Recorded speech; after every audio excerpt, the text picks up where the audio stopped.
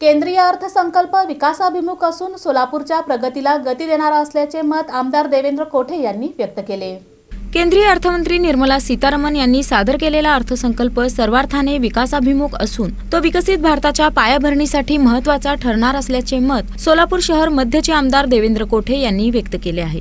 या अर्थसंकल्पात समाविष्ट करण्यात आलेल्या मुंबई पुणे आणि पुणे हैदराबाद हायस्पीड रेल्वे कॉरिडॉरमुळे सोलापूरच्या विकासाला मोठी चालना मिळणार असून सोलापुरातील प्रस्तावित आयटी पार्कच्या उभारणीला यामुळे गती मिळेल असे त्यांनी सांगितले। पंतप्रधान नरेंद्र मोदी यांच्या नेतृत्वाखालील एनडीए सरकारने सोलापूरला दिलेला हा विकासाचा बूस्टर डोस ठरणार असल्याचेही त्यांनी नमूद केले। विद्यार्थिनींसाठी वसतिगृह बांधण्याच्या निर्णयामुळे त्यांच्या शैक्षणिक प्रवासाला आधार मिळणार असून वस्त्रोद्योग, हँडलूम, खादी आणि हातमाग व्यवसायासाठी अर्थसंकल्पात करण्यात आलेल्या तरतुदींमुळे या क्षेत्राला मोठा दिलासा मिळाल्याचं कोठे यांनी सांगितलं। तसेच परदेशात शिक्षणासाठी जाणाऱ्या विद्यार्थ्यांना कर सवलत देण्याच्या निर्णयामुळे उच्च शिक्षणाला चालना मिळेल असेही ते म्हणाले। कोणतीही करवाढ नसलेला हा अर्थसंकल्प सर्वसामान्य नागरिकांना दिलासा देणारा असून देशाच्या सर्वांगीण विकासासाठी दिशादर्शक असल्याचे मत आमदार देवेंद्र कोठे यांनी व्यक्त केले।